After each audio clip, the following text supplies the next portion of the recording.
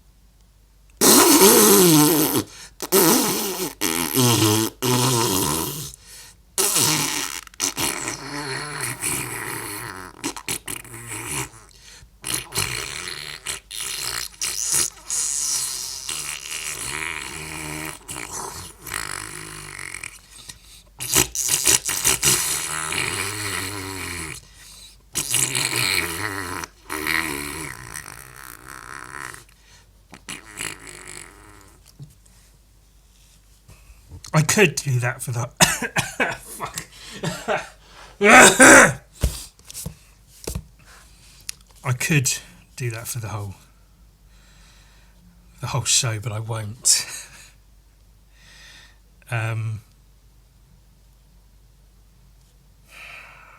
Is it more or less embarrassing to say that I wrote that down? Do fart noises, but like a lot, and then just keep doing fart noises. Hi everyone, welcome to the show. How do you do? What do you know? Are you happy? Are you sad? Are you feeling grand? Are you ready to draw with your drawing hand? I'm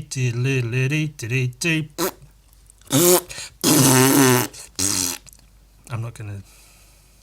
I absolutely could, but I'm not gonna.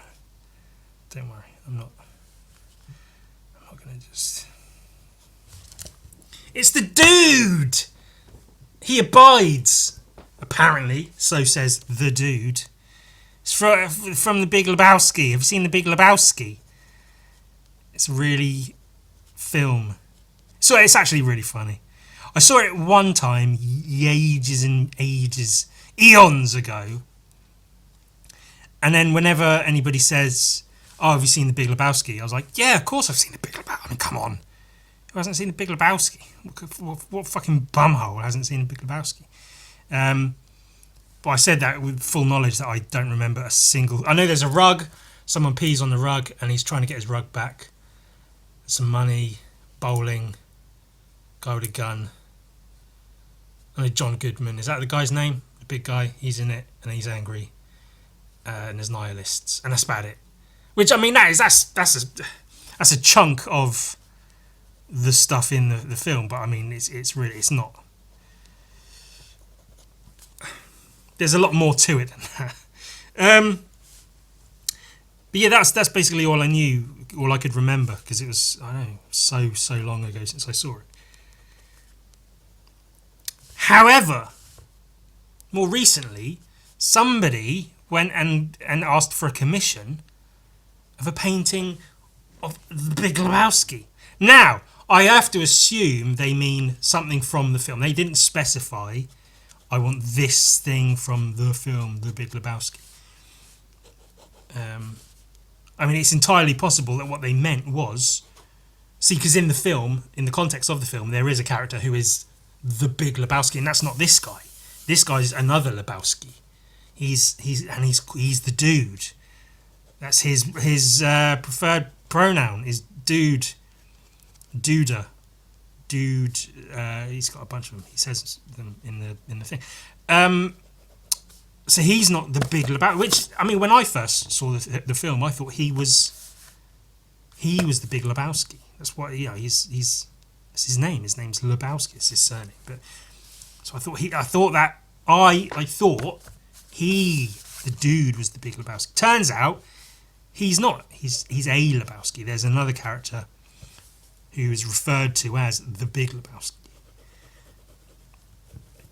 So it's entirely possible that the person who commissioned a painting of the Big Lebowski meant the character the Big Lebowski. But I doubt it, because that character is an enfeebled, old, angry, bitter, hateful man. Whereas the dude is the exact opposite of that. The dude's chill. The dude abides.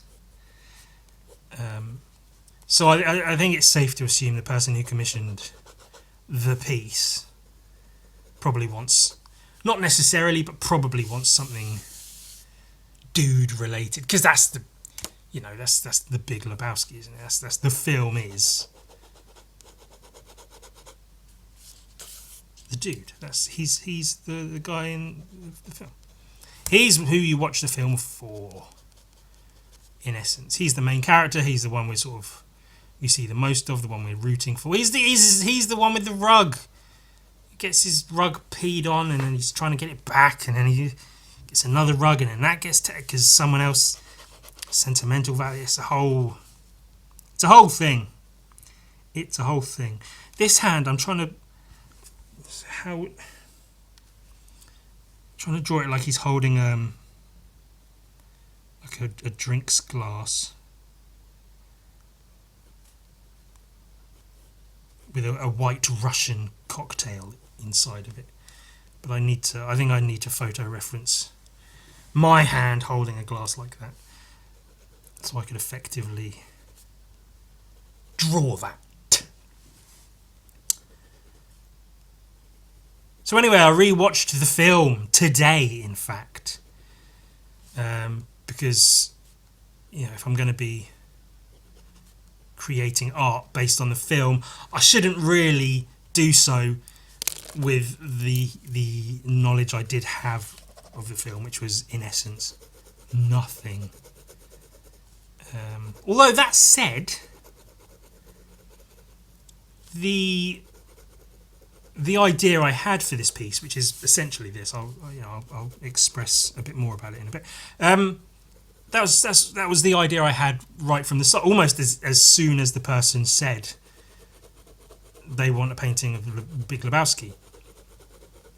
Basically, this image that I have was in my head right from the start. But I did think, it's worth giving that film a watch, because it's a good film. It is. It's a classic. Filmy film for film lovers. Film. It's the is it the Someone brothers that made it? The Someones, the brothers. They did Oh Brother Where Art Thou, and is that right? Who directed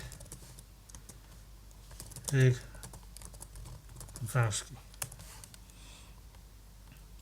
The Coen brothers, that's the ones. Yeah, I think they did Oh Brother Where Art Thou, which is a really good film. Fargo, I think they did that as well, which is a really, really good film. They're pretty good, aren't they, the Coen brothers? Pretty solid movie creators. I thought it was worth rewatching the film because it's a good film, and also it happens a lot where someone commissions a painting or drawing of someone or something, like an anime character, for instance. Almost always from some anime I've never seen, because I've seen very little anime. So I Google image a lot. But I do also try to watch something, like an episode of the anime that features the character, so I can get an idea of them, because then you're not just drawing the character, but when you see how they act, how they move, how they hold themselves, you get a better idea of how they stand, for instance, what they do, how they are, the faces they make. So it's always best to do, I guess, what they call research, which is probably pretty standard for most people, but for me it's like, ugh, I've got to do research now. I've actually got to put effort into the shit I do. Brilliant. Thanks a lot for that. Yeah, I'd love to paint this anime character I've never heard of. Now I have to go and watch an anime. I don't have to, but I usually do. Or whatever it is. It just makes sense, doesn't it? You gotta. So that was my thinking for this. You know, I know the Big Lebowski more or less. I know who the dude is. Dude Lebowski. Jeff the Dude Lebowski. It looks like he's wearing a hairband now. That's rubbish. I hate that. Did his forehead too big, didn't I?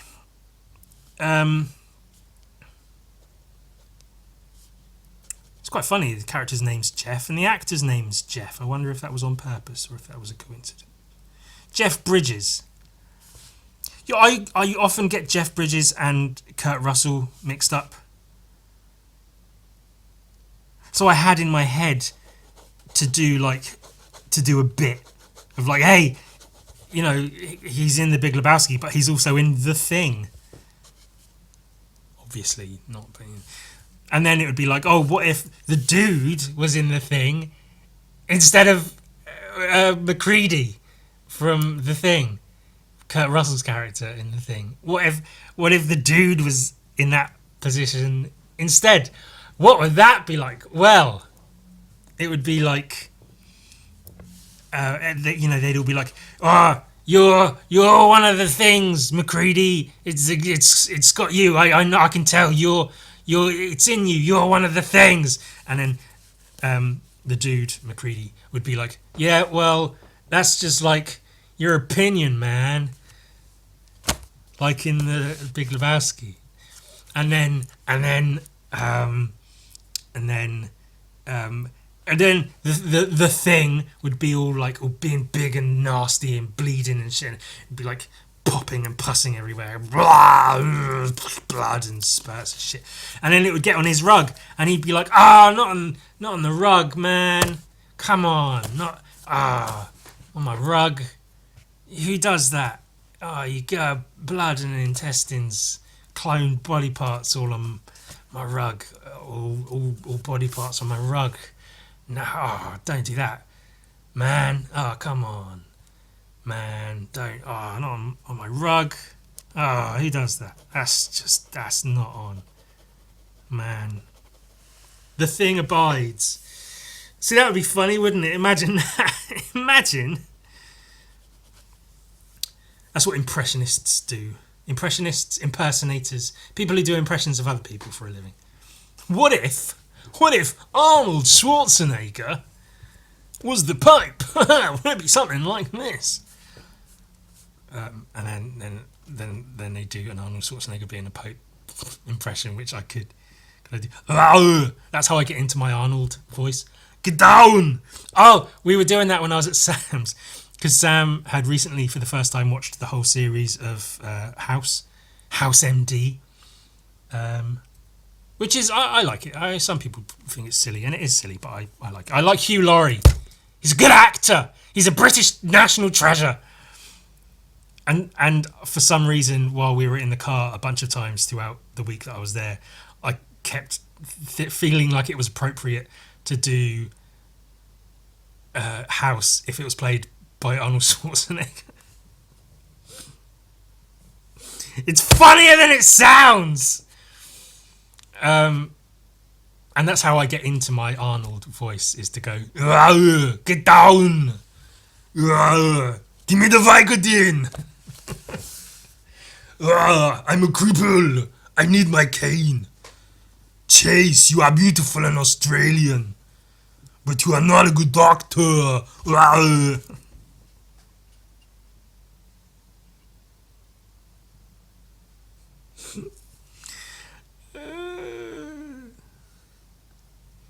House, you almost killed a guy. I saved his life. That's not good. I saved him. I saved him when nobody else could. Get to the chopper. That's what he says when he's going to amputate someone's leg. Give me the chopper. It's not lupus. It's not a tumor. It's a toothpick lodged in his gut. I never claimed to be good at impressions, by the way, just so we're clear. I was just saying, that's like when people who do impressions, they go, what if Arnold Schwarzenegger was your vicar? It would be something like this. Oh, praise be unto him. Oh, blessed be the Father, the Son, and the Holy Spirit. Oh, take this communion, the body of Christ. Oh. Get down! And that's sort of how that might go. If Arnold Schwarzenegger was, and that's basically that's sort of what I was doing. I was being a silly Billy. See, because I bring that up to say it's kind of annoying when people do. They go like, what if? What other impressions can I do? I can't do any other impressions. What if Rick Sanchez from Rick and Morty was someone he is not likely to be? God damn it, Morty! Shit and piss, Morty! Morty! It'd be like that. It's really annoying when that happens, and so probably equally as annoying when if when I'm like, hey, what if the dude from the Big Lebowski was in The Thing instead of Kurt Russell's character McCready, which of course he's not played by Kurt Russell, he's played by Jeff Bridges, and they're two separate people, but I get them mixed up in my head sometimes. They look the same. They look like the same person. So this is the idea for the painting, is to have him on his rug here, and then like a white background, but underpainted in a darker colour, and then white or very, very light, like beige colours painted over it, so it has a little bit of life and texture to the whiteness. It's not just a stark white paper background. And then the dude, but then in the actual painting, I think I'd like to do it with a bit more perspective. So rather than him being like this, there's a little bit of perspective. I think I'd want to do it more like this. So it's feet here, the top of his head, sort of looking down, and then the rug like that. Maybe even a bit more perspective, a bit of foreshortening and shit to the body of him. Still on his rug. Very, very plain, and it might look like a simplistic, minimalist painting, which in a way it would be. But here's the thing: for the rug, my aim will be to paint the rug as detailed as possible, because it's a very ornate, decorative rug. Like those, I don't know, Moroccan, are they? The big fucking rugs, big expensive fucking rugs that they have, and it's got all patterns on it, designs and like geometric shit, and it's like symmetrical on two axes, or maybe more than that. And there's lots of little bits and little flowers and twirls and bits and pieces. So I'll paint all of that. So I'll do it quite a big painting because they paid quite a bit of money for it, and so it will look like just a simple character and a thing on a white background. But then you get close to it and you realise there's been a lot of care and attention gone into the details, almost unnecessarily. Like you could sort of do that with like blobs and blotches and just get the idea of detail, the impression of detail, without actually really doing it. But my aim is to really put effort into detailed painting of the rug, And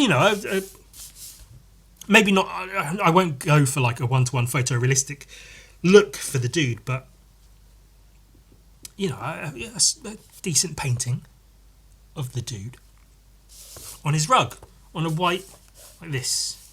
So that'd be kind of the shape of it. I'm still unsure if I like the way it is or isn't balanced.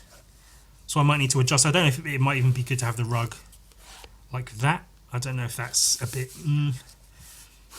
I might abandon the entire idea for the painting, but I quite like the idea. I think it would be kind of cool, kind of neat. Hopefully, the person who's paid money for it likes it. I mean, that's the. He was saying he wants it for his birthday as well. He's hoping I can get it done before his birthday because he wants it to be like a present to himself. So, no pressure there to me, I suppose. Wow, no pressure. Get the painting done. Wow. I was talking with somebody recently, with a friend, a confidant, about zines. And it occurred to me, not only have I not really made a zine in a little while, but I haven't even looked at any zines in a while. So, take both of those things.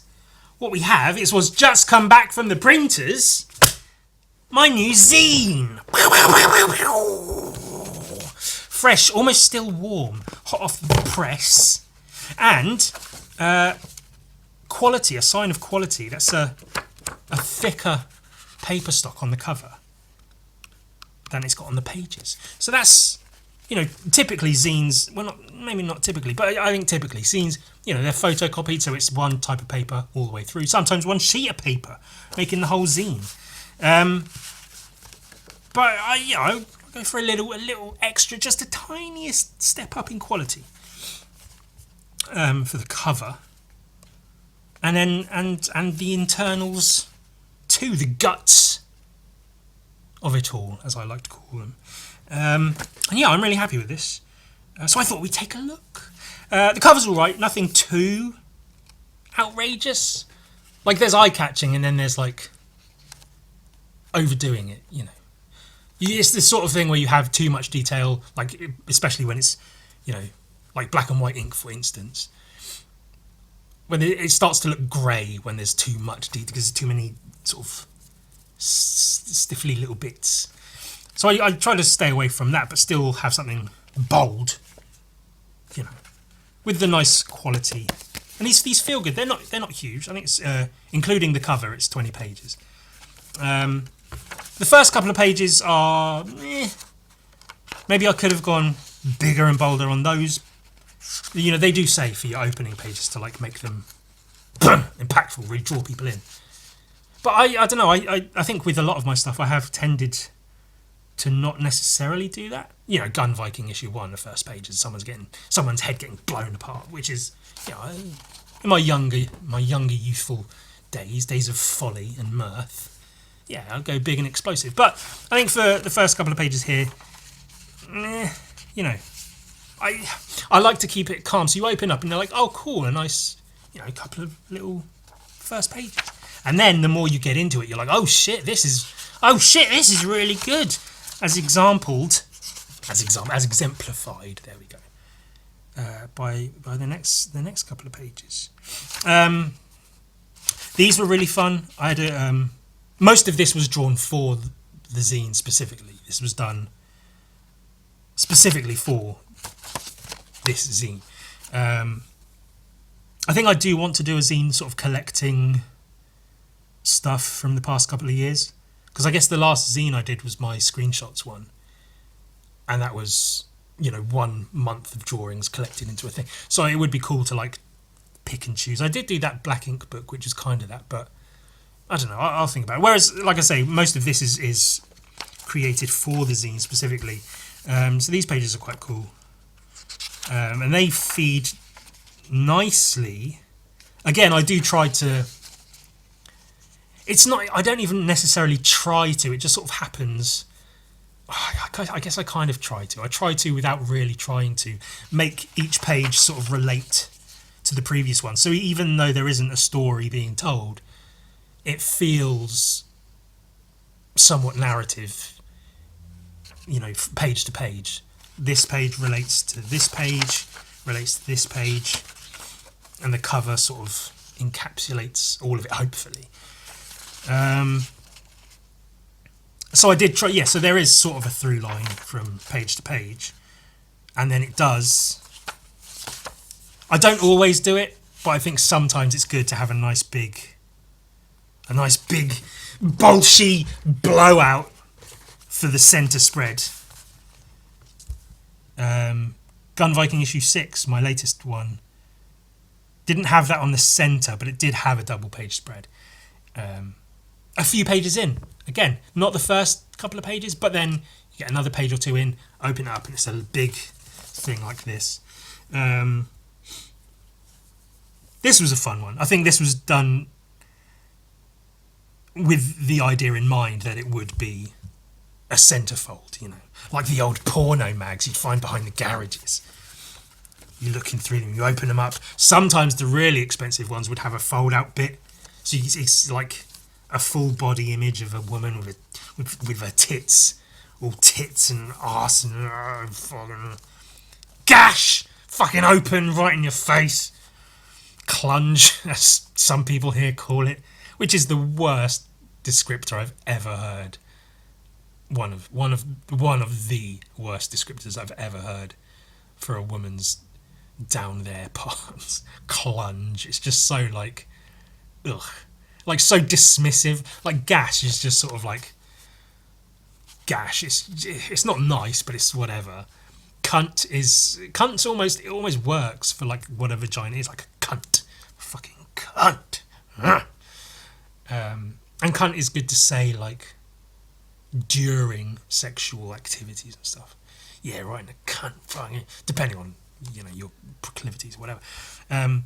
Whereas clunge is just so like it feels dismissive, just like clunge, just like leftover garbage, just taking the clunge out. Just nasty. Anyway, that's not what this is, but it should hopefully give the impression of clunge. Right in your face, a nice big double page spread. Drawn in such a way that you almost can't tell which way's forward and which way's back, but I believe, this is this way. Yeah, of course. I do know what I'm doing. I have a bunch more copies of these. I put these ones here just to clean them out. And then again, not really trying to be narrative, but I wanted it to be clear that once you're past the halfway point, you are then heading towards the end. I think it feels like a natural ending, and it's only a zine. It's only really 16 pages of just the actual zine itself, rather than including the cover. But it's the first zine I've really put effort into making in a while, so I wanted to do something with it. Because even the screenshot zine, it was a zine almost by default. Like it was just I was doing the drawings over the course of the month because it was like an Inktober thing, and so putting them into a zine just sort of made sense because it's the sort of cost-effective, easy way to put the drawings together and put them out there for people to look at. But I wasn't really in my head thinking, let's make a zine. Whereas with this, I really was doing just that, trying to make a zine that is its own little, like I was saying before about like one-shot comics and things, it's its own little world. It encapsulates all it needs to within itself, rather than just being, a collection of ephemera from wherever over the past however many years or months or whatever. On reflection, I wasn't crazy about these. I don't think they work as a spread necessarily, and I often try, as I do with sketchbooks and things, I try to get a nice spread, if nothing else. Sorry, I got some trapped gas. I'm getting hiccups. And I don't think these work as a spread. I like the sort of parts of the pages individually, but as a spread, it's a bit weird. I could have put more effort into that, but it is one of those things. It's like you want to make something as good as you can, but at the end of the day, it's a zine. Zines are meant to be sort of like cheap almost throwaway things that people do keep, but they keep them almost because they are a cheap throwaway thing. And I think to labour over a zine almost defeats the purpose. Like, put effort in, make it good, make the work as good as you can, just because that's what you do. But when it comes to putting it together, you don't want to, really go too far out there. And then, as the final piece, I thought that was fitting. I thought that was a fitting final page. And then, yeah, just the sort of stuff you'd expect to see on a inside-back cover. I thought about making like a wraparound cover where it sort of works. Like, it's a cool, like if you just see it on a shelf or something, on a table at a zine fair or what have you, it looks cool as its own thing, the front cover.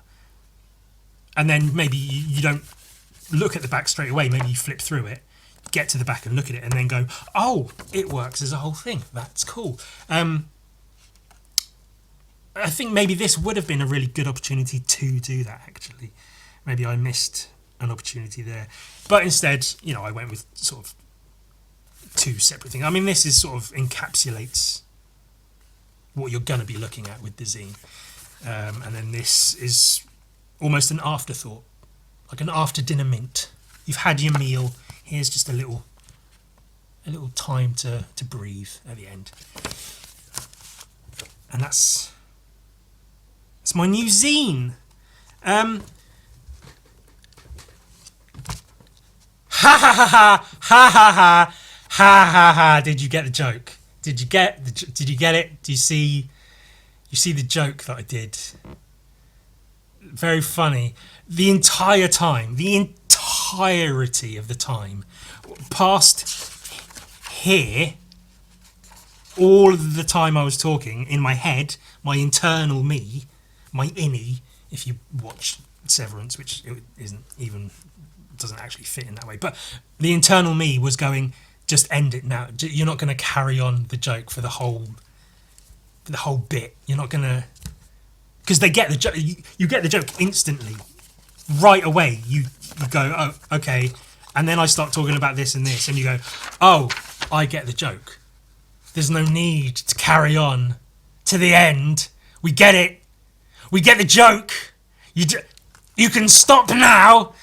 That's what my insides were saying the entire time I was talking. We get it. You cut it off here and then go, ha ha, you get it. But I carried on anyway. These are genuinely my new zines. I'm not selling them like this. Right. And I got these made. These were made at a place that prints things. I went into a printing place, to my local printing shop, and I said, I have a question, and it may be an odd one. I prefaced with, this may be an odd question, but is it possible to get a booklet made of sort of 20-ish pages, folded and stapled and guillotined, because that's like a service they do. But to have nothing printed on it, just blank pages, a thinner paper on the inside, a thicker paper for the cover. And the girl, very bless her, she's very, very sweet. She's worked with me on a lot of projects, and I like going to that place because I feel like every time I go there, it's something different.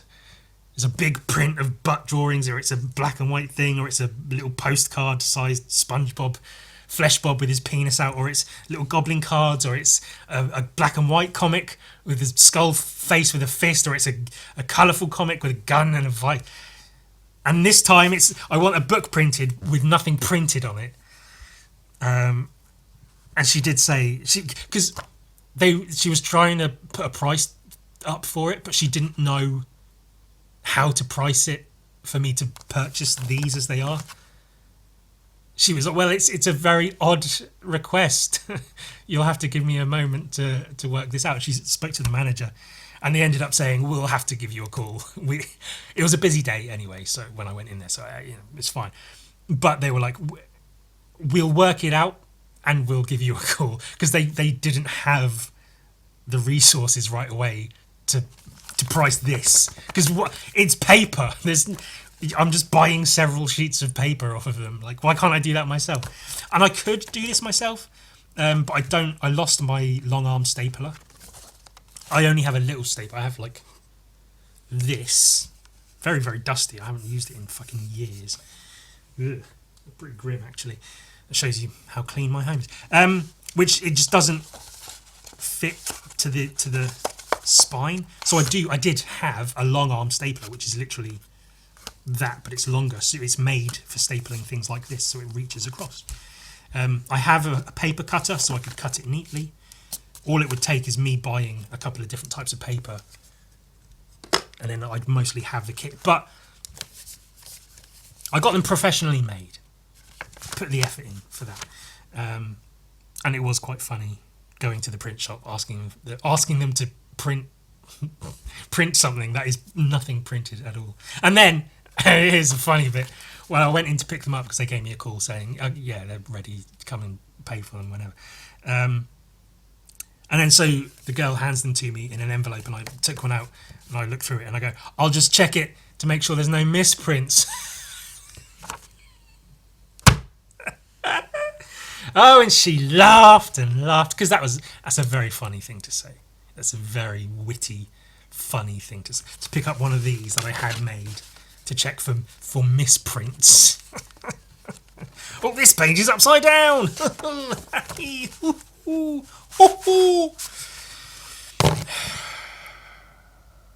Of course, the question remains. The question remains. Why, Ewan, did you get several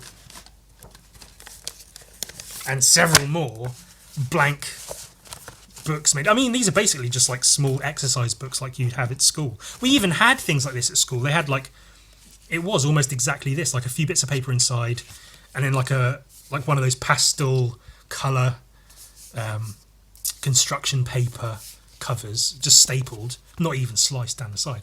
And they'd be like, here's like your weekly diary to fill it up, when you were like 7 or 8 or something. But why did I get these? Well, so I was speaking to somebody about zines, and they said, because they were sending me a few reels of people making zines, and I was like, oh shit, that's a really good idea. That idea I used a lot at college. This is really cool. That's really cool. And then that person said, one day they're going to pay me to hand draw a zine like that. And I was like, that would be really cool. And then that idea got lodged in my fucking bonce. So I thought, why not just fucking do that? So I got these made up specifically to each of these will be a one-of-one edition hand-drawn zine. 16 pages. Some of them might be good, some of them might be bad. And I'll draw on the cover, back cover, maybe the inside covers, I don't know. Maybe it'll just be like Patreon. Patreon.com/ewan. Maybe I'll put these up there first. I might draw a few and then put them up for sale if people want them for quite a bit of money, because zines are good because they're a cheap way of having someone's art. But let's be honest, if I'm hand drawing 16 to 20 pages of a zine and you're having the original thing, it's not being copied or anything, this will be original artwork that you are holding if you get this. I can't be charging like £5 or even £10. It's got to be quite expensive. So we'll figure that out. But I've got to make a living, god damn it. But I'm looking forward to that, actually. I think what I might do is, maybe even tomorrow, early morning, I've got to go to the post office, and then after that I might just spend the day in a coffee shop. Hot chocolate, some snacks, little cakey things, maybe a wrap of some kind of breakfast wrap, and just sit and draw a zine. See if I can fill the thing in a day. I mean, I know I can't, but see if I've got the willpower to sit and do it in a coffee shop in one go. I'm still deciding if like they'll have themes or if they'll just be random like stream of consciousness drawings or whatever. We'll figure all that out.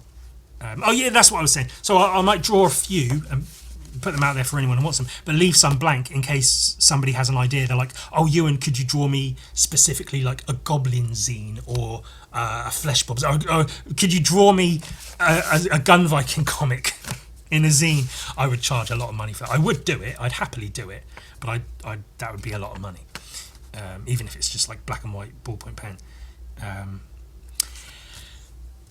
Anyway, that was a fun art book segment, wasn't it? I hope you enjoyed my new zines.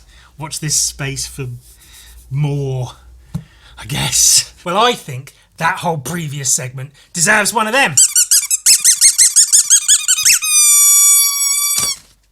Fuck yeah. And now it's time for the beverage of the week. Hey, it's been a while since we have had a weekly beverage. And today, as a treat, it's Chocky Milk. Yay! I wanted some chocolate milk, all right. So is that good ASMR? Chocolate milk ASMR. And of course, we've got a nice drinks glass to drinks our chocolate milk. Oh, it's got a thing. Oh, I didn't get it on one. God damn it. Tour.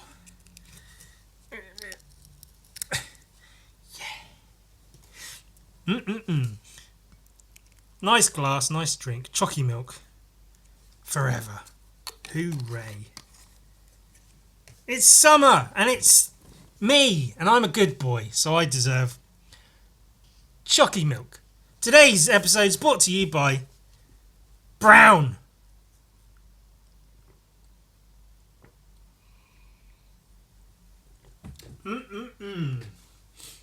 It's brown you can drink. Get it from a cow or just on the side of the road in the puddle a bit. Get it wherever you can. Brown you can drink. Go to brownyoucandrink.co.fart.com in my mouth. That was exhilarating, wasn't it? Oh, shit, yeah. I haven't seen Beverage of the Week for so long. Oh, my God. He's finally brought Beverage of the Week back. Babe! Babe! Babe! Babe! Babe! Babe, come in! Come in, babe! Ewan's doing Beverage of the Week again. Babe, come in! Now! No! I don't want to pause it. It's better just to... He's doing Beverage of the Week. Quick! You don't want to miss it. He's going to show what... That's how I imagine people's reactions are to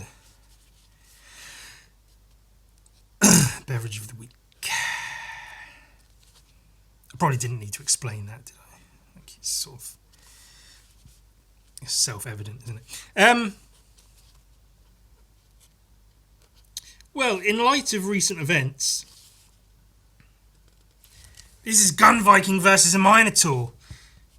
I mean, it will be. It's not much to look at right now, but you'll see. You know how it works. What happens is I start drawing a thing, and then eventually it looks like the thing that I'm sort of aiming to have it look like. It might not look like it right away, but give it time, and it's just how art works, isn't it? Art works. In these new artworks ahead. I sure hate my life. See, that was a twist on the meme of the... You know that guy? His name's Drew something. The Roadworks Ahead guy.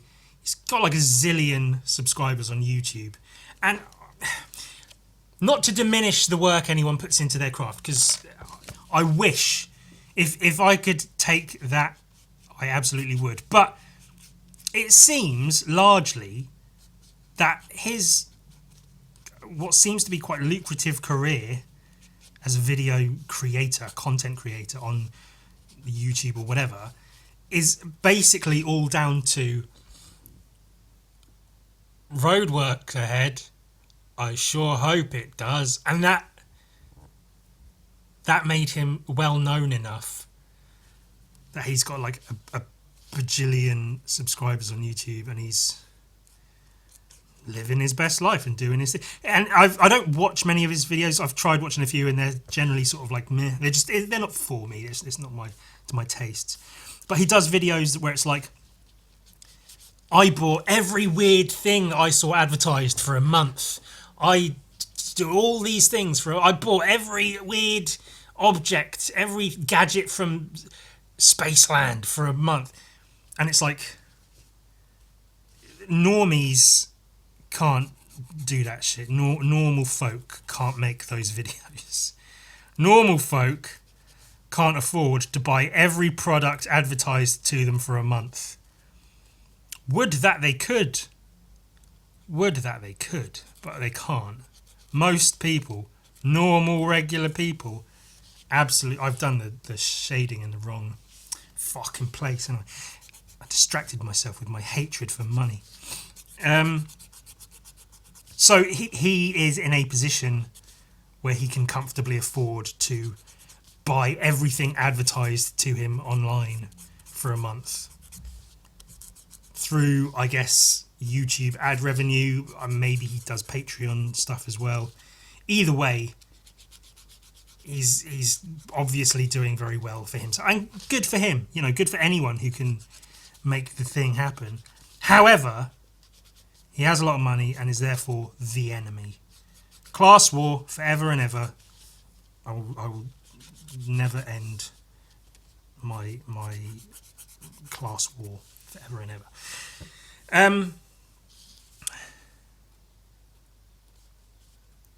And yeah, I'm just angry and bitter that he gets to say roadwork ahead. Yeah, I sure hope it does. And now he's making dollars upon dollars, while I sit here going, Actually, that is kind of at least somewhat relevant to a thing I wanted to bring up. I didn't necessarily want to bring it up, but I feel a compulsion. It's worth mentioning. So the Goblin fuckers cards. Firstly, thank you to everyone who's been after them, and people even messaging me multiple times to be like, where are they? Where are the Goblin? I ordered the Goblin cards. Where are the Goblin cards? Obviously, they're free, so people don't necessarily like order them in the typical sense. But people are obviously eager to have them, and so they want to make sure they get them because they want them. And the fact that people want them so much is incredibly heartening to me, and I truly, genuinely appreciate it, because it's kind of a dumb thing, but it's a project I am working on that I enjoy doing, and I enjoy putting it out there. And the fact that people seem to really like it and be into the idea is truly moving to me. It means a lot. It genuinely means a lot to me on a personal, like deep personal level. It means a lot that so many people are interested in wanting my silly little Goblin cards.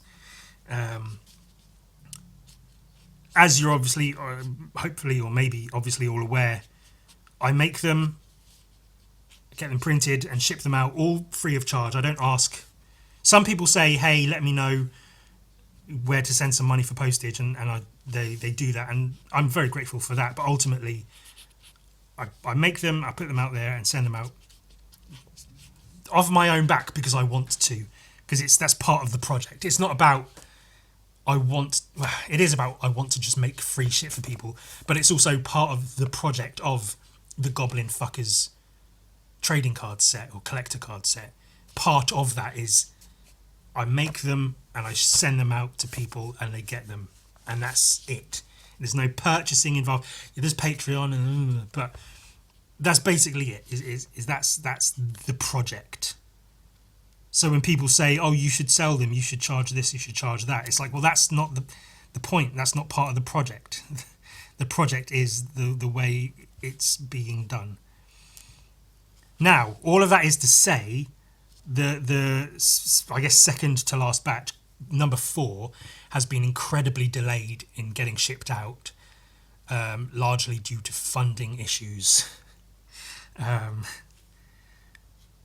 Obviously, being that I'm not charging for them and I'm getting them printed, shipping them out off my own back at my own expense to a loss, essentially, is, as I thought it might happen, I worried it might happen, is becoming not a huge issue, but it's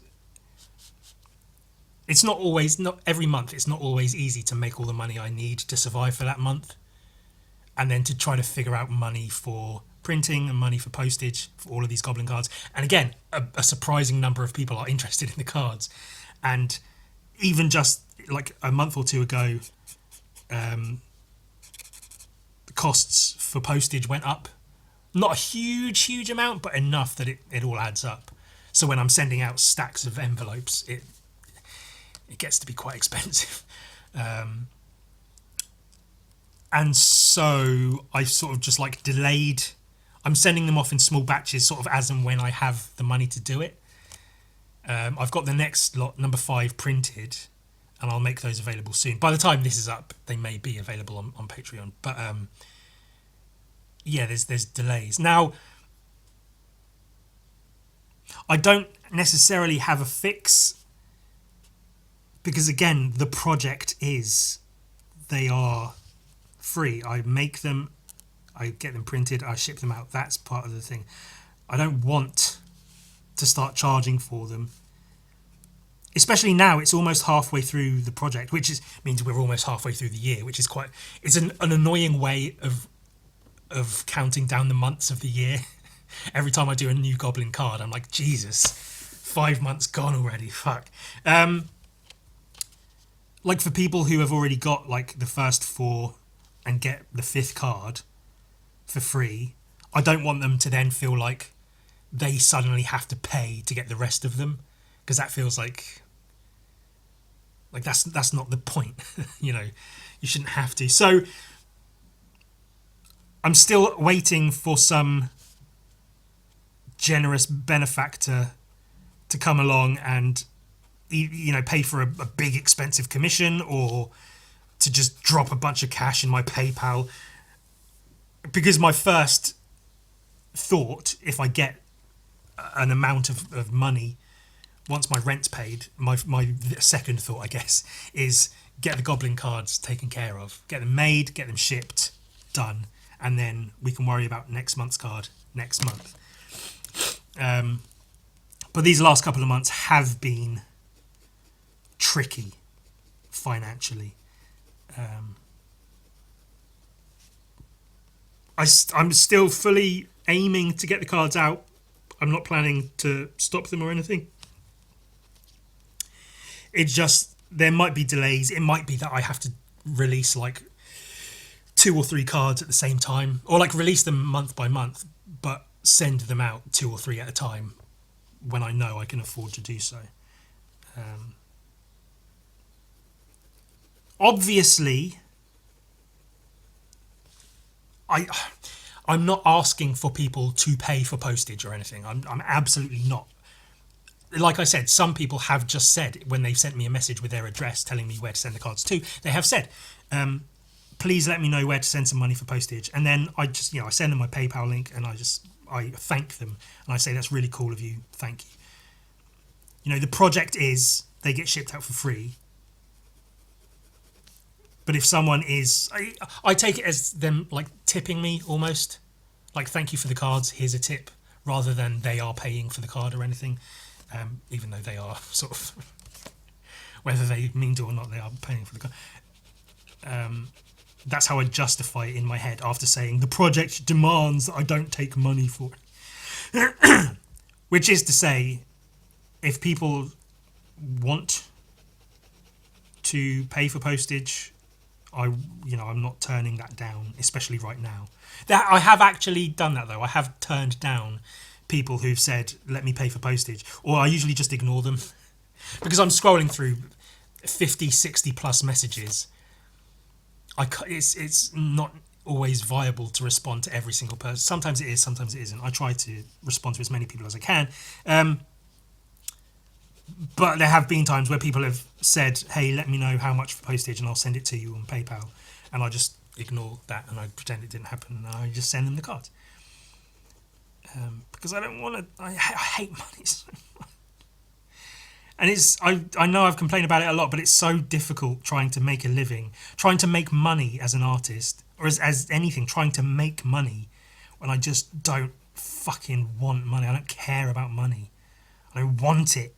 I know I need it. It's necessary, but I don't fucking want it. Yet, a large portion of my time is dedicated to trying to make as much money as I can, or not as much as I can, but like enough that I can survive another month or whatever. Anyway, look, it's gone. Viking versus Minotaur. Can you get it raw? Can you get it raw? I like this pose with the. I like a good gun Viking from behind pose. There was even in issue 1. One of the, I think page 2.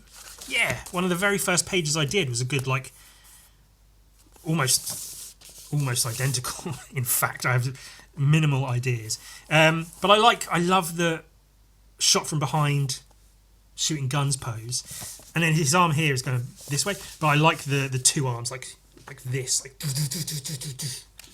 I really like this pose. I think that would look really cool painted. And then the Minotaur is sort of like dodging the shots, and they're in a labyrinth. The thing is going to be. So I've sort of worked out the plotting and the layouts of the 8. It might even go to 12 pages. I might throw an extra few pages in. That's to be determined. But for the most part, I've got it all worked out. So it's set in a labyrinth where there's just going to be like walls and shit in the background with like weapons hung up on them, like swords and spears here and there, a shield. There'll be vases and bottles like in like Zelda and stuff all over the floor. Those will get knocked about and whatever else.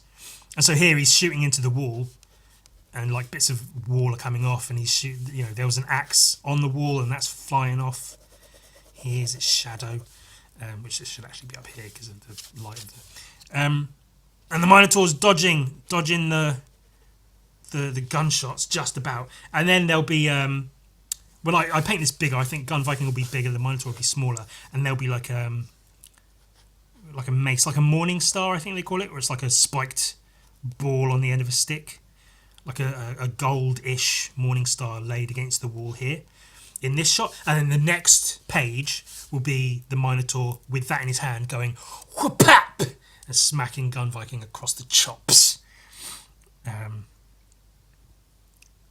So this will be one of the pages of. I need to, like I say, Gun Viking will be a bit bigger, and then the Minotaur a bit smaller. It's like he's a bit further away, just so the page. At the moment, the page is kind of like this, where it's like there's space here and the action here. But if I make Gun Viking a bit bigger and Minotaur a bit smaller, then it's like there's a bit less vacant space here. And then again, you know, the gun flashes and shit flying off the walls and stuff. So the action is kind of like here with minimal empty space. And because there's not going to be any speech or anything in it, so I don't need to leave space for speech bubbles or whatever. But this is just a very loose. This is just a sketch. It's just in my sketchbook. I'm just having a little drawer in my sketchbook. And I'm really excited to be able to get to work on it. I still have a lot of commissions to do because I have to bring in a lot of commissions so I can pay my rent. And then that leaves me with a lot of commissions to do. So it's a lot of work. So hopefully I can find the time when I'm not hand drawing zines apparently to get these done. ASAP, because it's headed towards the middle of the year and I want to get something, because this is going to be done for the 10th anniversary of Gun Viking, which is this year, 10 years of Gun Viking. So this is just a one-off special, Gun Viking versus the Minotaur. A whole bunch of the word Minotaur, because I'm going to have the Gun Viking text as normal on the front of the comic. And then I might just do it in marker pen. It will say like, and the Minotaur, and then something cool on the front cover. And this will be, I think this is like the 3rd or 4th page, maybe 2nd or 3rd, maybe 3rd or 4th. I don't know. I have worked it out, I promise.